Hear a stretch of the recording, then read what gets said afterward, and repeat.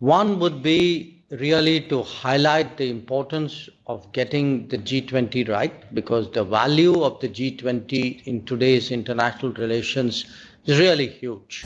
The gridlock today in the UN Security Council and the UN system actually makes the G20 even more important than it would be otherwise. UN Security Council finds itself in a way polarized and unable to come to a consensus on many, many issues. I think this is an occasion at this point of time. We are about a month away, a little more than a month away from the summit.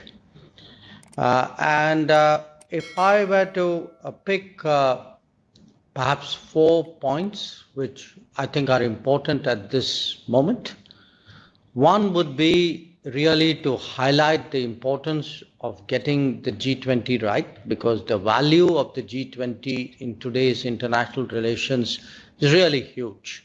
I mean, it is all said and done the premier international gathering, what we need to do is to ensure that it focuses on the right issues, most important, after all the debates and discussions, that it comes up with an actionable consensus.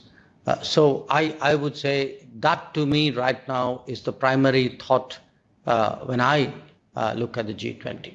I make the point that the gridlock today in the UN Security Council and the UN system actually makes the G20 even more important than it would be otherwise. So that is not to say, I mean, peace and security issues have its place, but if you look in terms of overall global welfare, global good, I think the responsibilities on the G20 are perhaps a little bit heavier, precisely because today the UN Security Council finds itself in a way polarized and unable to come to a consensus on many, many issues. And my fourth point is, of course, a reminder of what is the mandate of the G20. And the mandate of the G20 is development and growth. And I make that point not because you are all unaware of it, you are, of course, extremely sensitive to it, but because if there is something today which is really under stress, it is development and growth. That large parts of the world today are following G20, they have a stake in G20, they would like to influence G20, the countries outside the room, outside the table, and that is because they find their development and their growth today under jeopardy. And they would like G20 to do something about this. We actually went through this exercise of what was called Voice of Global South, where 125 countries participated in deliberations in the month of January. So many of the sentiments that I expressed to you, the assessments that I share, the concerns that I convey, these are not just our own. These are the distilled essence of what 125 countries today, at least 125, feel about the state of the world. Now, we are now chronologically significantly down the way where the G20 is concerned.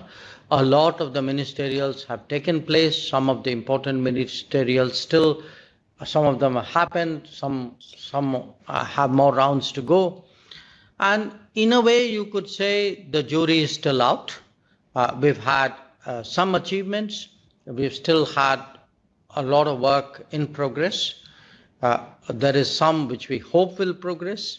I would really conclude by stressing that, it's important for the G20 to realize that what unites us today is more than what separates us. I'm not in denial of the fact that there are deep differences within the G20.